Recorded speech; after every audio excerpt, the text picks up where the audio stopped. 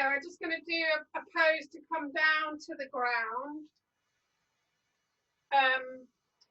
So you might want to be, I'm now at the end of one mat so that I can come down to the ground, and then we use the length of the mat. So standing at one end of your mat, heels slightly out, feet in parallel, and just let your chin tuck in to the chest, and then this kind of weight of the head slowly taking the body to curl over vertebra by vertebra until you come down towards the ground. And you want to, rather than hinging over at the belly and keeping the pelvis really stuck, then you can't get down very far. If you can really let the, as you're curling, let the movement come in the hip sockets. So letting the knees be a bit soft so that you can hinge at the hips, which means then the body can really come down a bit further just naturally.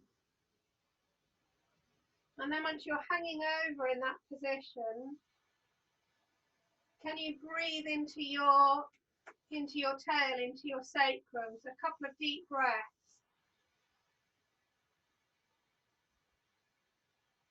And what you might notice is that as you breathe in, the tail, the bottom of the spine lifts up a little bit. As you breathe out, there's a natural release. So you can just sort of highlight that movement as you breathe in, letting the buttocks extend a bit further up towards the ceiling. As you breathe out, let them release down, maybe even a bit of a bend in the knees, coming not really into squat, but just playing with that movement of the breath and that kind of lengthening and bending of the knees.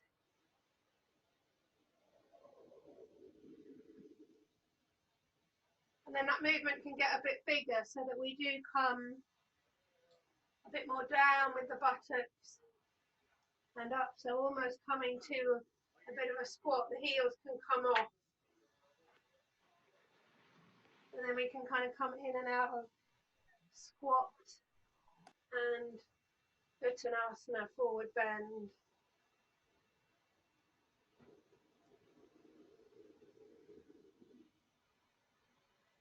And you can take your time over that, so you come from forward bend, head hanging down, buttocks come down, heels might lift to come up, let the body sort of lengthen up into squat, and then rotate back the other way.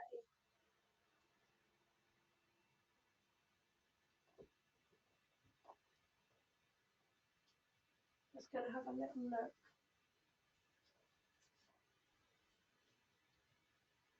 Yeah, that's it.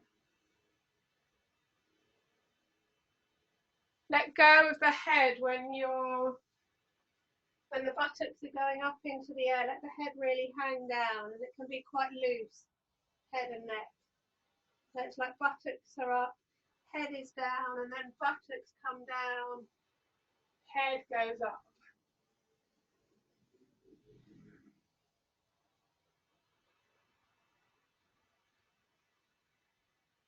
And just whatever way you want to do that with your breath.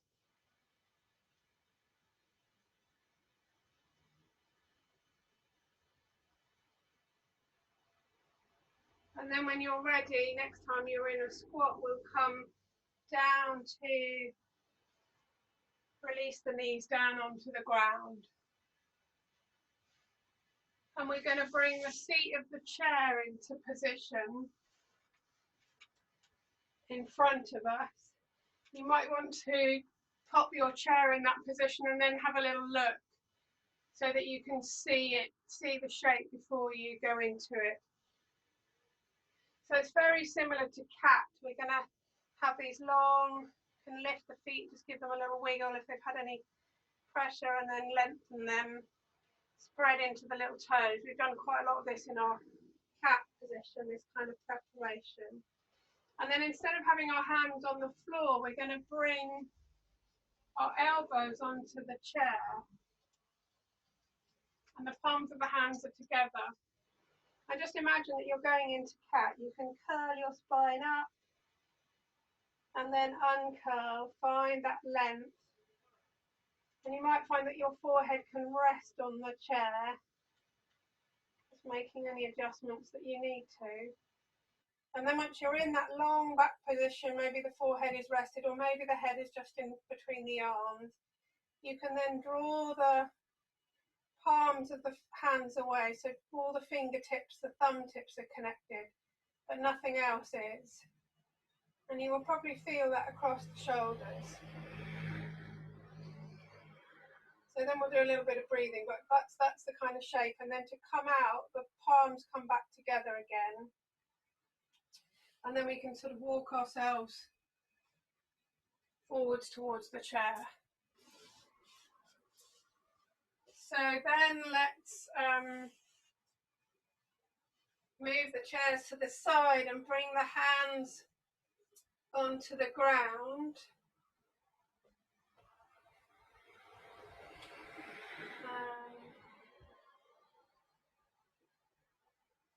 Yeah, just making sure you've got space behind you for your legs.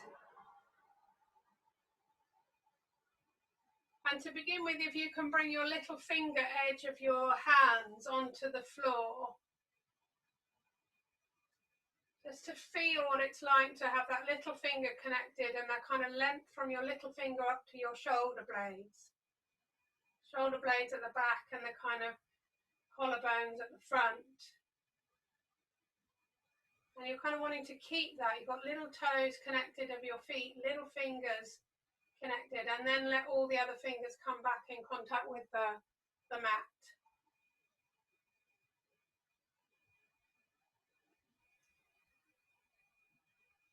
And we're just going to do a little curl and an uncurl in this position, our normal kind of cat pose, but seeing what it's like having had the arms on the chair. Maybe you can get a bit more access into the top half of your spine.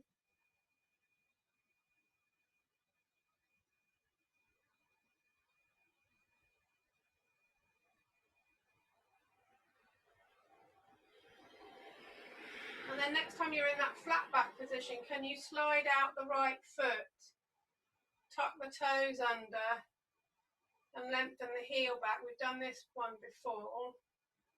Feeling that length along your right side. But then seeing what it's like to turn the leg from the hip so that you feel the whole big toe edge of your foot on the floor or close to the floor. And then going all the way over to the little toe edge and let that sort of spiral up through your body. There's a little bit of an opening with the big toe edge and then a kind of spiraling through with the little toe edge.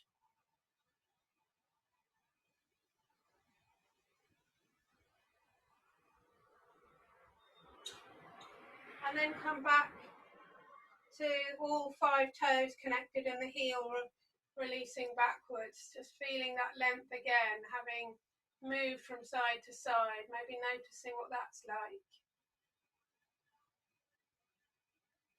And then let that knee come in, find the little toe across the back, spread into the little toe, and we'll do another curl and an uncurl. And then we can explore the other side, left leg sliding out, finding the toes first of all, and just that length along the left side, all the way into the ear, shoulder blade and ear. And then again, this kind of opening as we go to the big toe edge, spiraling through the body as we go to the little toe edge. I'm just going to have a little look.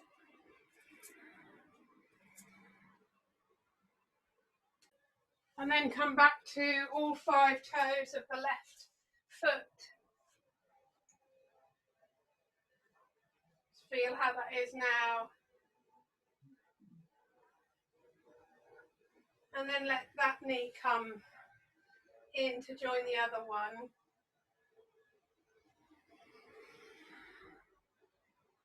And if you can tuck your toes under, lifting and tucking the toes, so that this time as we curl the spine up, we're going to keep going sort of up and back, so down through the hands, up and back with the hips, unbending the knees so that you come to downward dog. So just to go through that movement again, the toes are tucked under, arch the back up, keep going, up, up, up, up, up, the buttocks to let the knees come off and then buttocks go up to the ceiling. And then we're going to do the same movement with the feet, so we're stepping to turn the toes out and then turning the toes in. So your feet go in a V outwards and then they go in a, I don't know, the opposite of a V, and then come to feet facing forwards.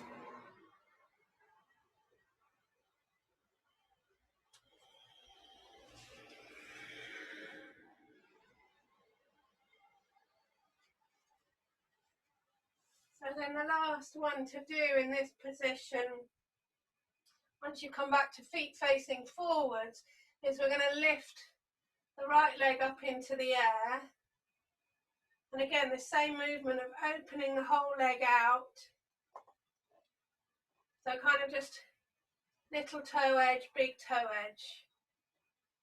Sort of rotating the whole leg from the hip socket inwards and outwards. And then let that foot come down, swap to the other.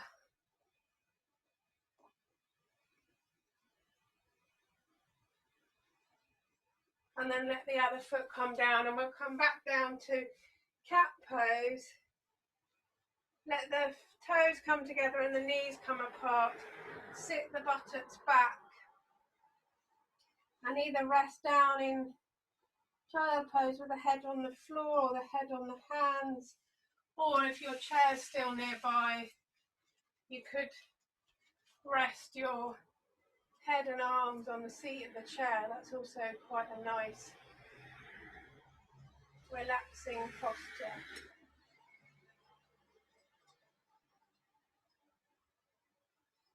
And again, whichever position you're in,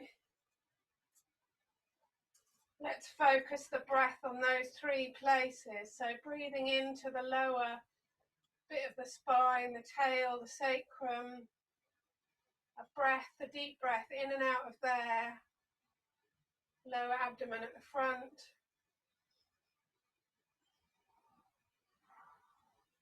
And then this inflation at the middle of the back, the rib cage, the middle of the back.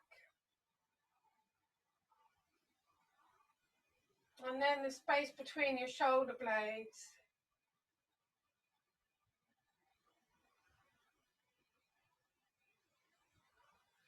And then for a couple of breaths, just all three of those areas, but they might not happen together. It might be more like a wave flowing through the body. So just let that be however it is.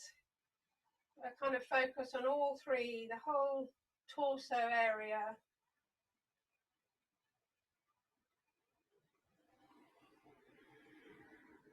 Let the whole of the out breath flow out.